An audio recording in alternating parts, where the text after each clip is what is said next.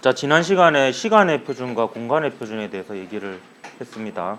그래서 시간의 측정 단위와 길이의 측정 단위에 대해서 얘기를 했고, 오늘 이제 물체의 운동에 대해서 본격적으로 이야기하기 위해서 이제 물체의 운동을 표현하는 몇 가지 물리량들에 대해서 정의를 하고, 그리고 이 물리량들이 시간에 따라 변화하게 될 텐데, 그 시간에 따라서 변하는 이 물리량들의 그래프에 대해서 얘기를 할까 합니다. 그리고 이제 그 직선 운동에 대해서 한번 분석을 해볼 거예요.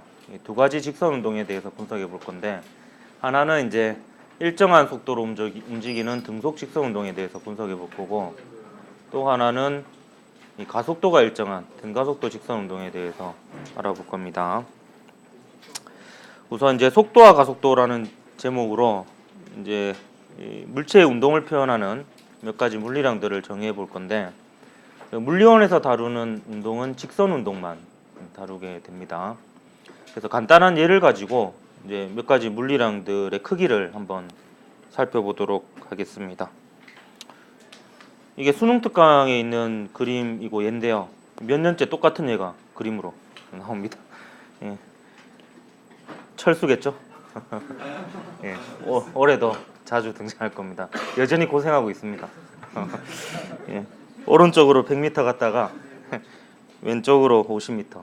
그러니까 여기 그림에 표현된 바로는 동쪽으로 100m 간 다음에 방향을 바꾸어서 서쪽으로 50m 가는 운동을 하고 있습니다.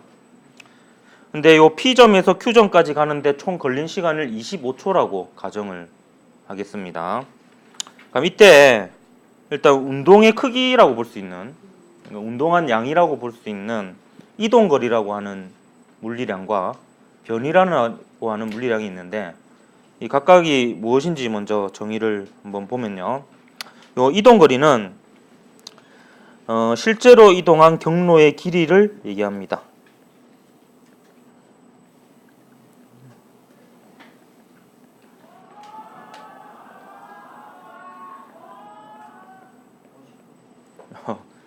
이동거리의 정의에 옆반에서 환호를 하고 있네요. 네. 실제로 움직인 거리입니다. 그래서 만약에 발자국이 남는다고 하면 발자국의 자치를 따라서 총 실제 거리를 잰 것이 이동거리가 되겠습니다. 그럼 얘는 이동거리가 몇 미터가 되겠습니까? 150m입니다. 실제로 움직인 거리니까. 그래서 이 경우에는 150m가 됩니다. 요 이동거리는요, 그 방향은 없습니다. 그냥 이제 크기만 가지는 양이고요. 약간 유식한 말로 스칼라 양이라고도 합니다. 변이는요, 이제 줄임말인데요. 이게 위치의 변화량입니다.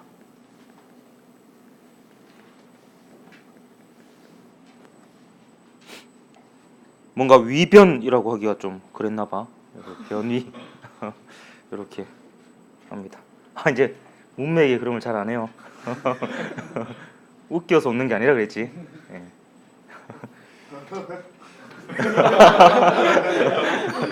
그래, 문맥의 흐름상 농담이다 싶으면 웃는 거야. 자본주의 웃음에 익숙해지도록 합니다. 예. 예. 요 위치의 변화량은 이제 수학적으로 두 점 사이의 직선 거리가 되겠습니다. 크기는. 근데 방향도 있어요. 방향은 처음 위치에서 나중 위치로 선을 그었을 때 선을 끊는 방향 있죠? 그게 이제 방향이 되겠습니다. 얘는 그럼 크기가 얼마가 되겠어요? 50m가 되겠죠? 여기서부터 여기까지 그냥 직선으로 그었을 때 그 길이의 크기가 변이의 크기가 됩니다.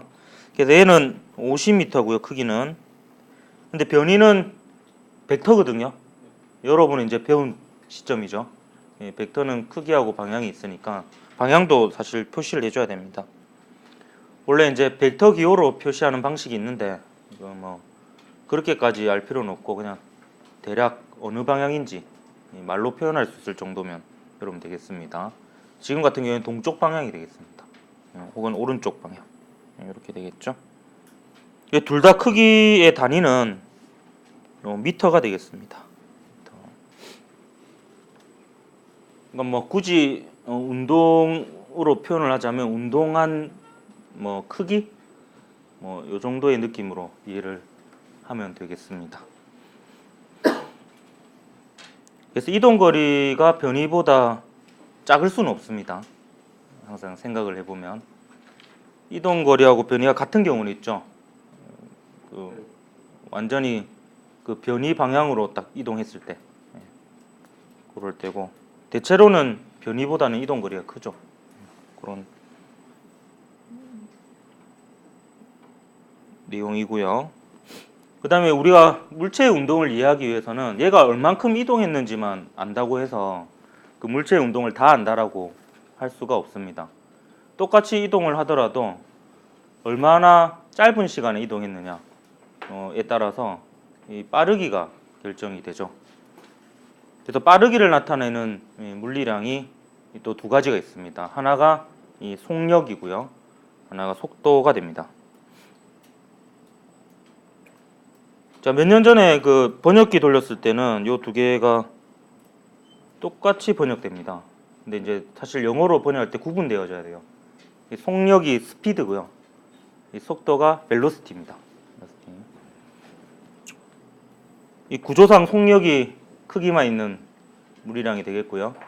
위하고 대칭적으로 해놨습니다. 속도가 방향이 같이 있는 물리량입니다. 속력은 시간분의 이동거리가 되겠고요. 속도는 시간분의 변이가 속도가 됩니다.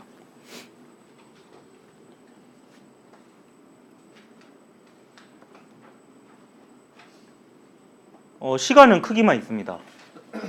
시간은 한쪽 방향으로만 흐르고요. 크기만 있어요.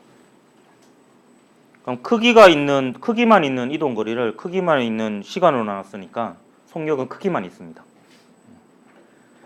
근데 속도는 보면은 변이가 크기도 있고 방향도 있죠. 그거를 크기만 있는 시간으로 나누면 크기와 방향이 있는 물리량이 됩니다. 그래서 약간 유식하게 표현하면 벡터를 스칼라로 나누면 벡터가 되죠. 스칼라를 스칼라로 나누면 스칼라가 되고 이런 식이 됩니다. 그럼 그 크기를 먼저 비교해 보면 위에 있는 얘에서 속력은 얼마가 되느냐? 총 이동 거리가 얼마예요? 150m고요. 25초 걸렸다고 가정을 했죠. 이렇게 되니까 얘는 6m/s가 됩니다.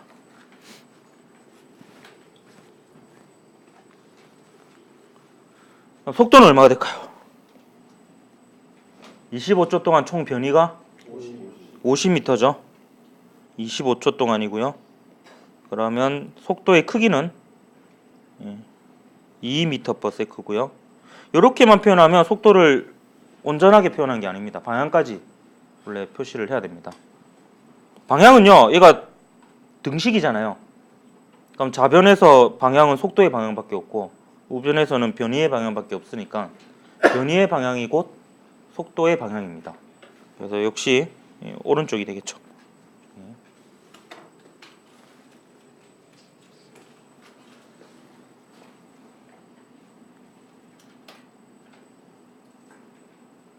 단위는 길이 단위를 시간 단위로 나눴으니까 뭐가 되겠습니까? 미터 퍼 세크가 됩니다.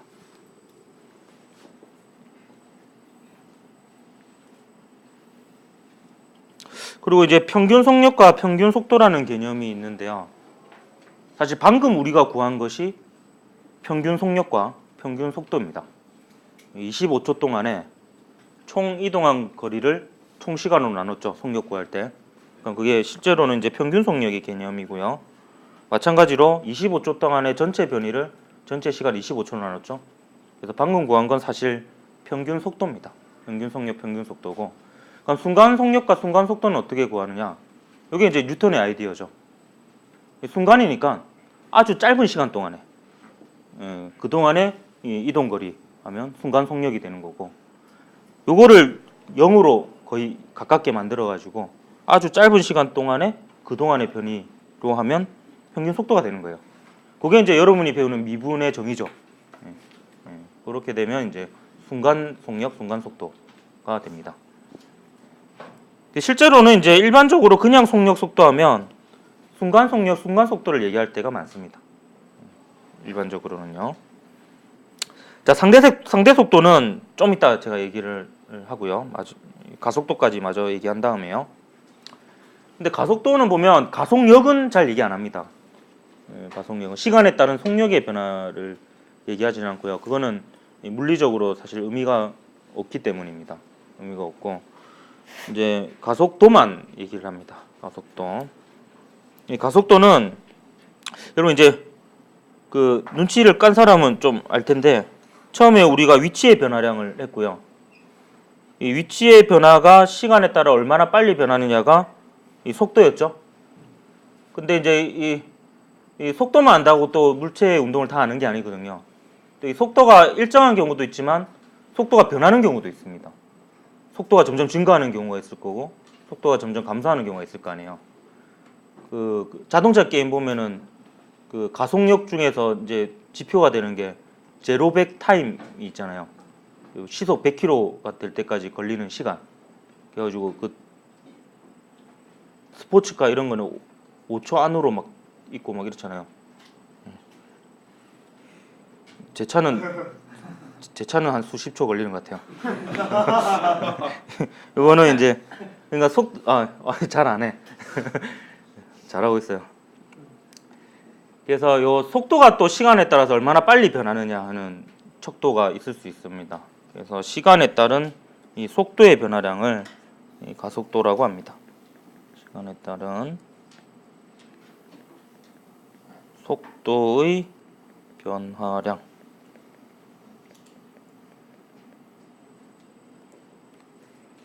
단위는 뭐가 되겠습니까? 예, 속도의 단위가 미터 퍼 세크니까 그걸 세커로 나눴죠. 그래서 미터 퍼 세크 제곱 이렇게 되겠습니다. 수학적으로 보면 이 무한정 개념을 만들 수 있어요. 시간에 따른 가속도의 변화량, 시간에 따른 가속도의 변화량의 변화량 이런 식으로 해서 계속 할 수 있습니다. 그럼 단위도 이제 미터에서 미터 퍼 세크 제곱, 미터 퍼 세크 세제곱, 미터 퍼 세크 네제곱 이렇게 갈 수 있잖아요. 근데 다행히도 물리에서는 여기까지만 필요합니다. 요거는 이제 2단원 가면 알게 될 거예요. 왜 그런지. 뉴턴의 이 법칙을 비롯해 가지고 역학 법칙들을 보면 요 가속도까지만 알면 됩니다. 가속도의 시간에 따른 가속도 변화량이 물리 법칙에 들어가지 않아요. 그렇기 때문에 요 가속도까지 알고 초기 조건, 그러니까 이 물체가 어느 위치에 있고 초기 속도가 얼마인지를 알면 임의의 시간에 이 물체의 위치와 속도를 알 수 있습니다. 그래서 이제 여기까지만 알면 우리가 운동에 대해서 다 안다 이렇게 볼 수가 있습니다. 가속도는 방향이 있을까요, 없을까요? 있겠죠. 왜냐하면 이 속도의 변화량이라는 게 그 나중 속도 빼기 처음 속도거든요. 그럼 벡터 빼기 벡터니까 역시 벡터입니다. 그렇기 때문에 얘도 벡터가 되겠죠. 그래서 요 가속도까지가 우리가 좀 물체의 운동을 기술하는 데 있어서 알아야 되는 개념이 되겠습니다. 그다음에 상대 속도라는 개념이 있는데요. 요 상대 속도는요, 여러분이 그 수학에서 뭐와 비교해서 생각을 하면 되냐면 좌표 변환에 대해서, 좌표 이동에 대해서 좀 생각을 하면 되겠는데, 좌표 이동을 할 때 예를 들어서 1,2라는 어떤 좌표가 있다라고 했을 때 XY 평면에서 1,2를 원점으로 잡고 싶으면 모든 좌표에다가 어떤 행위를 해주면 됩니까? 예, X축은 1씩 빼주고 Y축은 2씩 빼주면 1,2가 0,0이 되죠. 그리고 1,2가 기준이 되는 새로운 좌표가 됩니다. 속도도 마찬가지예요. 여러분이 배우는 상대 속도는 아주 다행인 건 뭐냐 하면 그 기준으로 삼을 관측자의 속도가 일정한 경우만 다룹니다. 그래서 일정한 속도로 달리는 어떤 관측자가 바라봤을 때 세상에 있는 물체들의 속도를 상대 속도라고 볼 수가 있는 거예요. 그러면 좌표 이동과 마찬가지로 상대 속도를 구하고 싶으면 관측자의 속도만 다 빼주면 됩니다. 모든 물체의 속도에다가. 예를 들어서 일정한 속도로 움직이는 A가 바라본 B의 속도라고 하면 B의 속도에다가 관측자의 속도인 A의 속도를 빼주면 관측자 A가 바라본 속도가 되는 거예요. 그러니까 관측자 A는 자기 자신을 정지했다고 생각했을 때 바라본 이 물체 B의 속도가 되는 겁니다. 그래서 이게 이제 상대 속도의 개념이 되겠습니다. 간혹 물어봐요. 네, 간혹. 그리고 이게 이렇게 여러분 좀 기억을 하면 되겠습니다. 요 오른쪽에 있는 요 두 속도는 정지한 관측자가 바라본 속도고요. 그래서 이게 좀 상대성 이론에서 입장에서 보면 이게 참 불명확한 정의이긴 하지만 우리가 그래도 일반적으로 정지했다라고 보는 관측자들 있잖아요. 이 기차역에서 보면 이 플랫폼에 서 있는 관측자라든지 도로면은 이제 그 인도에 서 있는 관측자 이런 사람들이 본 이 뭐 자동차 B, 자동차 A의 속도가 되겠고요. 요거는 이제 자동차 A에서 바라본 자동차 B의 속도다. 이렇게 생각하면 되겠어요. 그래서 얘는 오른쪽에 있는 두 물리량은 정지한 관측자가 기준이고요. 이 녀석은 이제 A가 기준이에요. 그러니까 얘는 A가 바라본 B의 속도고 얘는 정지한 관측자가 본 B의 속도, 얘는 정지한 관측자가 본 A의 속도. 이렇게 보면 되겠습니다.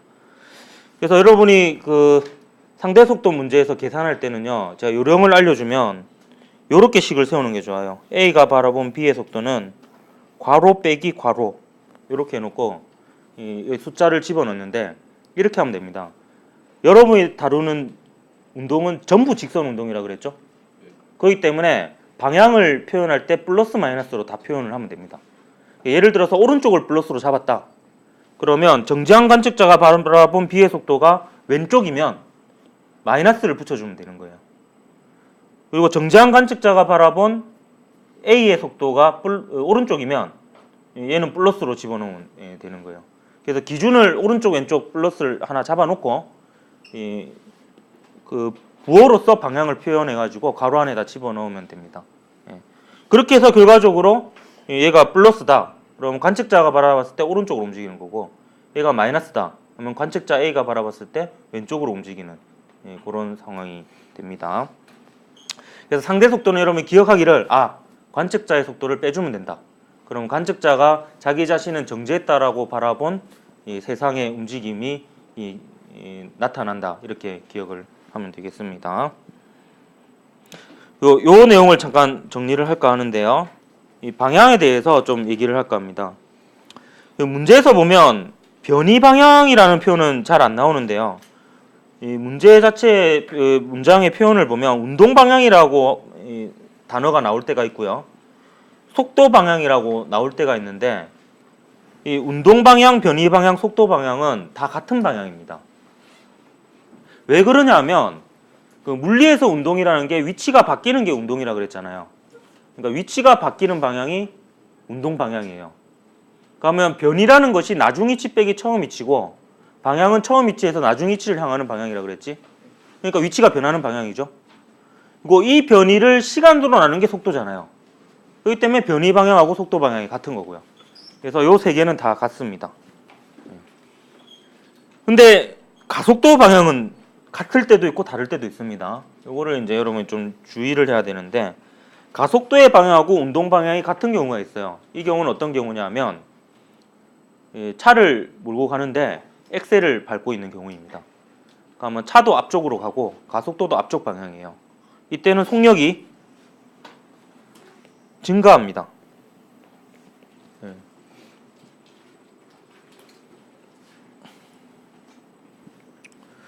반면에 가속도의 방향하고 운동 방향이 반대인 경우가 있어요. 반대인 경우가.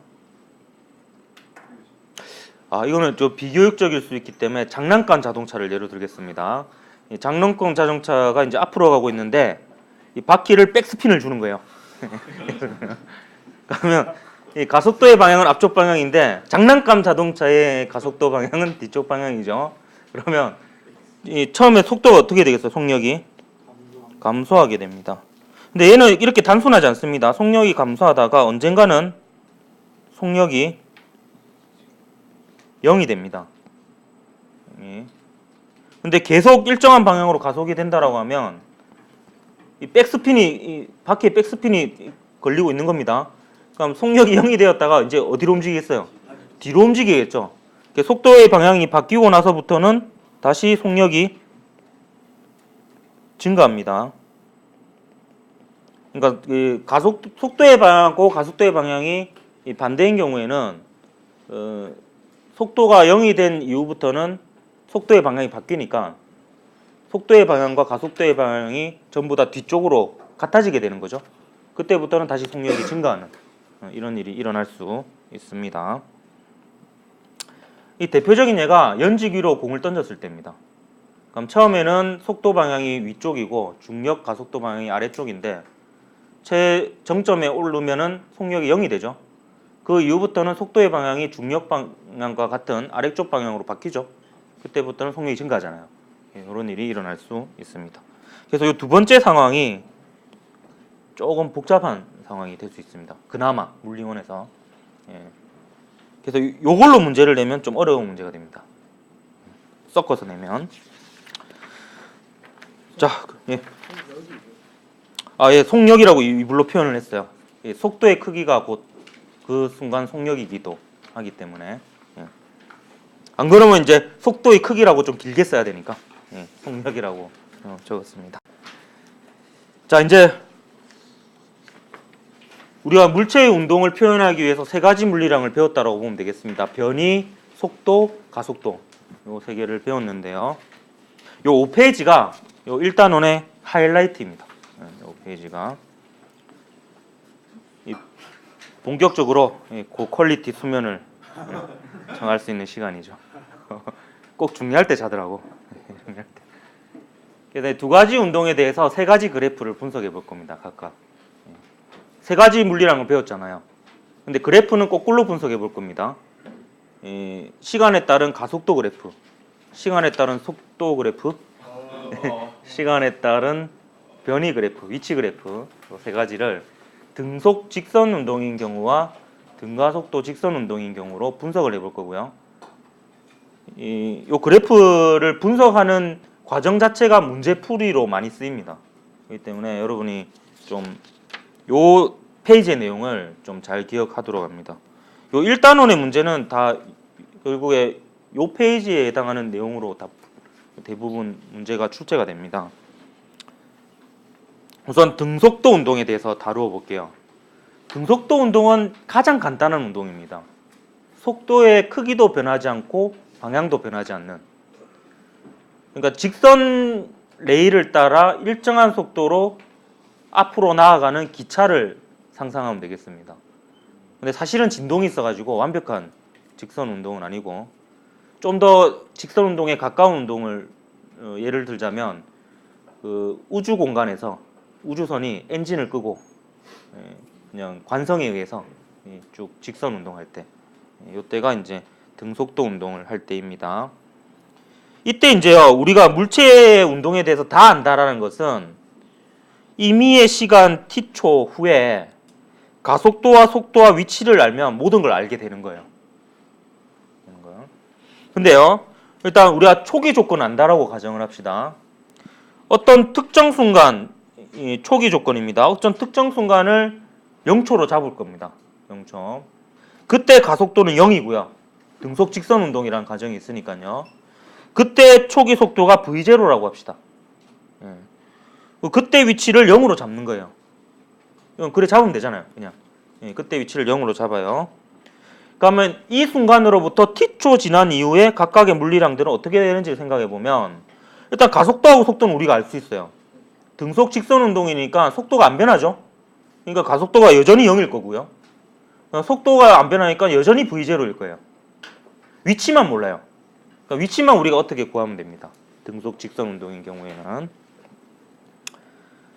자, 그럼 이걸 구하기 위해서 이제 세 가지 그래프를 그려서 분석을 한번 해볼 건데요. 우선 이 등속 직선 운동에서 시간에 따른 가속도 그래프는 보통 책에 잘 안 그려져 있을 겁니다. 왜냐하면 사실 좀 그리기가 좀 그래요. 0이잖아요, 계속. 예. 그래서 이런 그래프 있습니다. 예. 시간에 따라 가속도가 계속 0인 거예요. 예. 근데 이 그래프가 의미가 있는데요. 일단 그래프에서 여러분이 분석해야 될 거는 세 가지입니다. 하나는 그냥 그래프 자체를 읽는 거고요. 하나는 기울기가 뭘 의미하는지, 그리고 면적이 무엇을 의미하는지. 기울기는 미분이고요. 면적이 뭐가 의미하는지 밝히는 거는 적분하는 과정입니다. 그럼 일단 기울기를 비교해 보면 가로축 변화량분의 세로축 변화량이 기울기잖아요. 그럼 시간에 따른 가속도의 변화량, 우리 물리에서 필요하다고 했어요? 필요 없다 그랬어요? 예, 필요 없습니다. 가속도 정의까지 끝난다 그랬죠. 그렇기 때문에 가속도 시간 그래프에서 기울기는 분석할 필요가 없습니다. 근데 면적은 뭔지 봅시다. 면적을 대충 보면요. 물리에서는 대충 보는 걸 되게 좋아합니다. 이 보면 이 가속도가 정의를 보면 시간에 따른 뭐예요? 속도의 변화량이죠. 속도의 변화량입니다. 그러면 이제 면적을 구한다는 거는 가로축과 세로축을 곱하는 게 면적이잖아요. 그럼 단위만 곱해 보는 거예요. 단위만. 시간분의 속도의 변화량에다가 시간을 곱해요. 그럼 뭐가 돼요? 예, 속도의 변화량이 됩니다. 실제로 면적을 구하면 그게 의미하는 바가 속도의 변화량이 됩니다.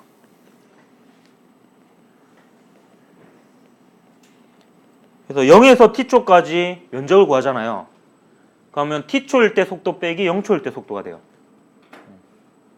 그래서 속도의 변화량이 돼요. 여러분 적분하면 항상 적분 구간이 나오잖아.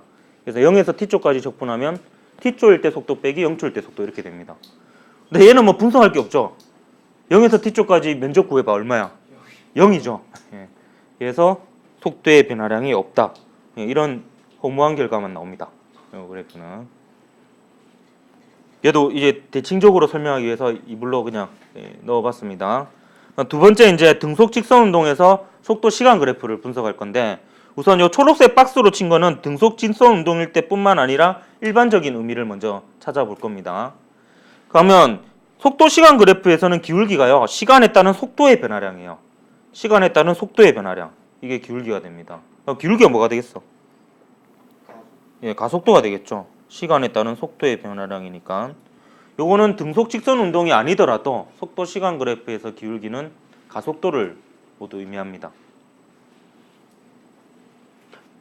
면적은 뭔지 봅시다. 면적은 결국에 속도하고 시간을 곱해야 되는데요. 속도가 뭐였냐면 시간분의 변이었죠. 위치의 변화량이었습니다.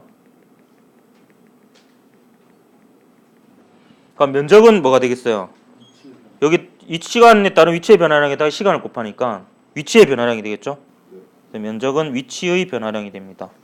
이것도 마찬가지 등속 직선 운동이 아니더라도 일반적으로 속도 시간 그래프에서 면적은 위치의 변화량이 됩니다.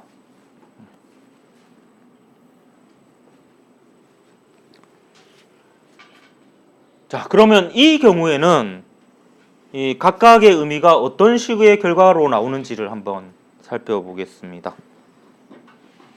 자, 이 그래프에서는 기울기가 얼마가 돼요? 기울기가 0이죠. 요게 가속도예요. 그러니까 우리가 이미 알고 있는 결과죠, 이거는. 등속 직선 운동에서 가속도는 0이잖아요. 그래서 의미를 구해보긴 했지만 이미 알고 있는 겁니다. 이거는. 이제 면적을 해보겠습니다. 면적은요, 사실 면적은 구간이 필요합니다. 근데 우리가 t초인 순간에 뭔가를 알고 싶잖아요. 그래서 0초인 순간을 알고 있고, 그래서 0초에서 t초까지를 면적을 구합니다. 그럼 요 면적을 구해요. 요 면적이 얼마예요? V0t죠. 그래서 면적은 V0t고요. 요거는 위치의 변화량인데요. 여기다 가정을 할 겁니다. 0초일 때 위치는 우리가 이미 안다라 그랬죠? 0초일 때 위치는 0으로 잡았잖아요. 위치를. t초일 때 위치는 우리가 임의로 뭐로 잡았냐면 s로 잡았습니다. s는 모르는 거죠. 지금 현재까지는 모르잖아요. 현재까지는 0초일 때 위치가 S, T초일 때 위치가 0초일 때 위치가 0, T초일 때 위치가 S입니다. 그러면 0에서 T초까지의 면적은 T초일 때 위치 빼기 0초일 때 위치입니다. 그러니까 이게 정확하게 표현하면 이렇게 되는 거죠. S 빼기 0 이렇게 되는 겁니다.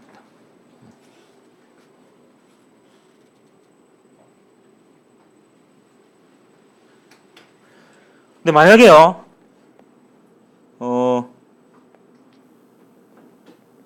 T1초에서 T2초까지의 면적을 구하잖아요. 파란색 면적.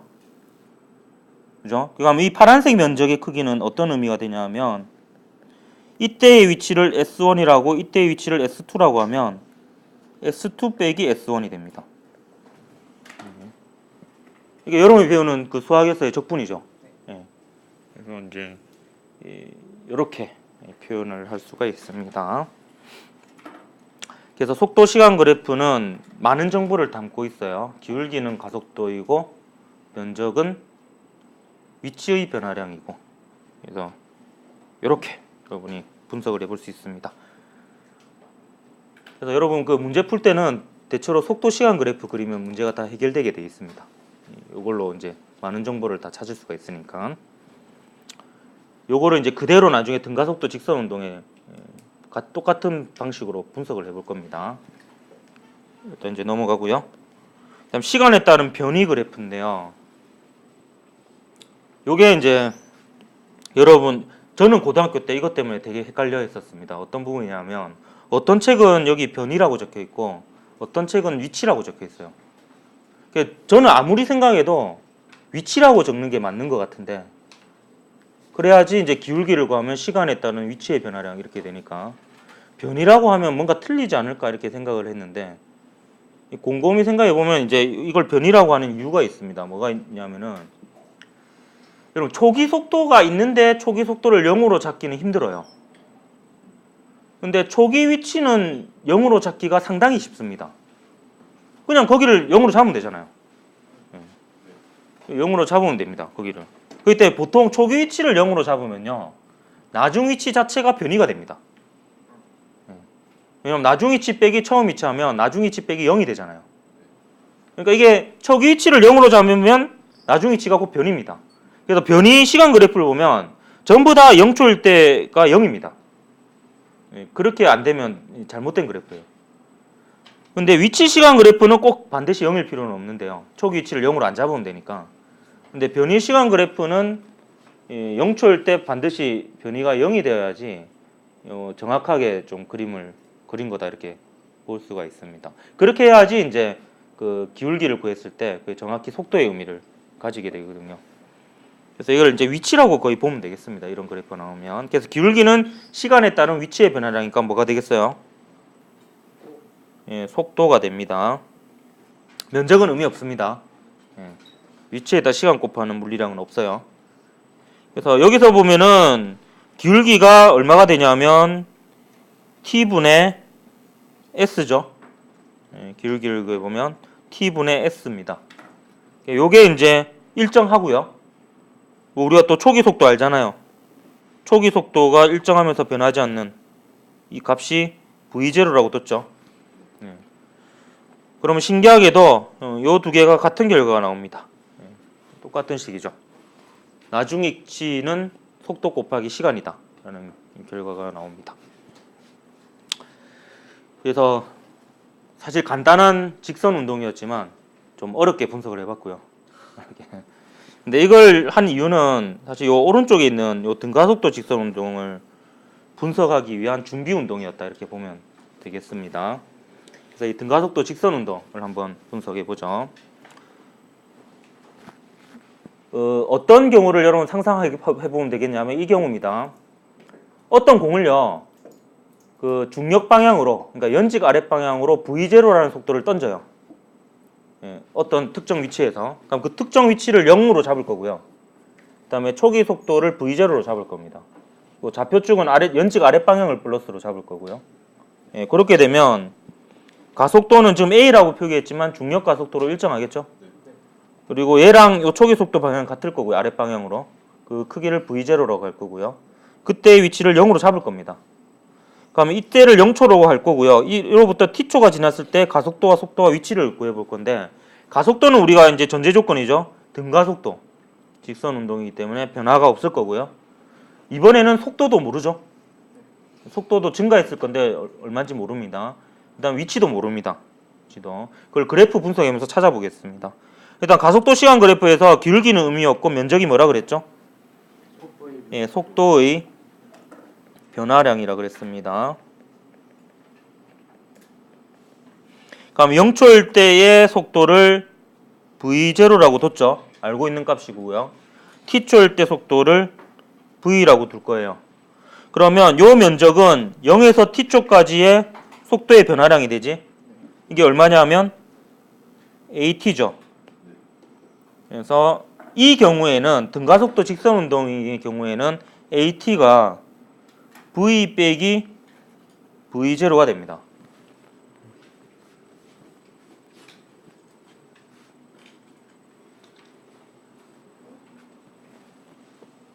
어떤 의미인지 알겠습니까? 이 세로축인 가속도가 시간에 따른 속도의 변화량이니까 거기에다 시간을 곱한 면적은 속도의 변화량이 되는 겁니다. 마찬가지로 아까도 얘기했지만 여기서부터 여기까지 만약에 면적을 구한다면은 이때의 속도를 v1, 이때의 속도를 v2라고 하면 이 파란색 면적은 v2 빼기 v1이 되는 겁니다. 자, 이제 가속도 시간 그래프에서는 이제 면적만 이런 의미를 가지고요. 그다음 요게 또 이 페이지 중에서 하이라이트입니다. 페이지 중에서 일단 기울기는 시간에 따른 속도의 변화량이니까 뭐가 되겠어요? 가속도가 됩니다. 그 면적은 속도가 시간분의 위치의 변화량이니까 시간분의 위치의 변화량인 속도에 시간을 곱하면 위치의 변화량이 되죠. 요걸 한번 구해 보겠습니다. 일단 기울기는요. 지금 얘가 요것분의 요거 하면 되죠. t분의 v 빼기 v0가 됩니다. 얘는 t분의 v 빼기 v0고 얘가 가속도 a예요. 가속도가 a로 변함이 없다는 걸 우리가 알고 있잖아요. 그래서 이렇게 됩니다. 이게 잘 보면은 요 두 식이 같아요. 보면 그렇죠? 그 다음에 이 면적 구하는 게 이제 문제인데요. 면적은 이 위치의 변화량이 되는데 요 면적을요. 일단 요 두 가지 도형으로 나눠서 구해 볼게요. 이렇게 보조선을 끄면 밑에 직사각형 면적하고 요 삼각형 면적이 되죠. 요 직사각형 면적은 얼마가 되냐면 v0t가 되고요. 그다음 요 삼각형 면적은 2분의 1에 요거 곱하기 요거 이렇게 되죠. 그래서 요 삼각형 면적은 2분의 1에 t 곱하기 가로축 뭐죠? 세로는 요 길인데 요 길이는 v 빼기 v0죠. 예. v 빼기 v0 하면 v가 이거고 v0가 이거니까 v 빼기 v0 하면 됩니다. 그래서 v 빼기 v0 이렇게 합니다. 요게 결국에 요 두 개 더한 게 뭐가 되냐면 0에서 t초까지 뭐가 된다? 위치의 변화량이에요. 그럼 0초일 때 위치가 우리 0으로 잡았잖아요. t초일 때 위치를 s로 잡았죠. 그럼 일단 좌변은 모르겠는데 우변은 뭐가 되냐면 s 빼기 0이 됩니다.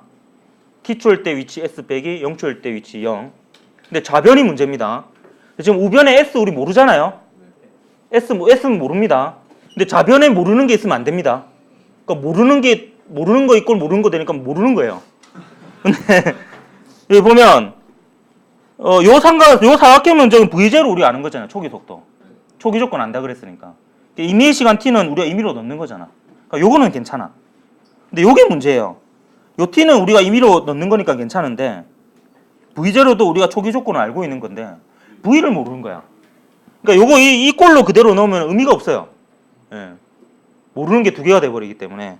근데 다행히도 이제 견눈질을 해 보면 요게 있습니다. 여기서 이제 v에 대해서 정리해서 넣을 수가 있죠. 요 식에서 이제 v 빼고 다 아는 거잖아. v0ta. 그러니까 v가 뭐가 되냐면 at 플러스 v0가 돼요. 그러니까 여기에다가 at 플러스 v0를 집어넣는 거예요. 그러면 v0가 없어지고 at만 남죠. A는 우리가 아는 거잖아. A는. 그래서 2분의 1 AT 제곱이 됩니다. 그래서 얘가 어떻게 되냐면 여러분이 알고 있는 공식이죠. V0T 플러스 2분의 1 AT 제곱은 S 빼기 0 이렇게 됩니다.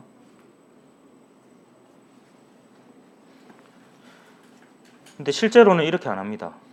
실제로는 이렇게 안 하고 제가 지금 얘기하는 요 스킬이 실제 문제 푸는데 많이 쓰입니다. 어떻게 하냐면요. 여기서 우리가 사다리꼴로 면적을 구했잖아요. 사다리꼴로. 근데 실제로는 이렇게 문제 풀 때 안 합니다. 어떻게 하냐면은 예, 직사각형을 바꿔요. 그러니까 여기 V하고 V0의 평균값, 가운데 값으로 이렇게 그어봐요. 그어보면 요 삼각형하고 요 삼각형이 닮음입니다. 닮음. 그래서 얘를 잘라가지고 여기다 붙이면은 요게 요 사다리꼴 면적이 요 직사각형 면적이 됩니다. 요게 실제 문제 풀 때 여러분 많이 쓰입니다. 그럼 덩달아 뭐를 할 수 있냐면은 요 시간이 얼마냐 하면 2분의 t예요. 0에서 t의 가운데 값이고요. 그 다음 요 값은 v하고 v0의 가운데 값입니다. 근데 이거는 결국에 v0와 v의 평균입니다. 그냥 가장 단순한 평균이죠. 산술 평균이라 그러나? 그럼 이거를 뭐라 그럽니까? v0 더하기 v 나누기 2 하면 되죠. 네, 요게 이제 이 가운데 값입니다.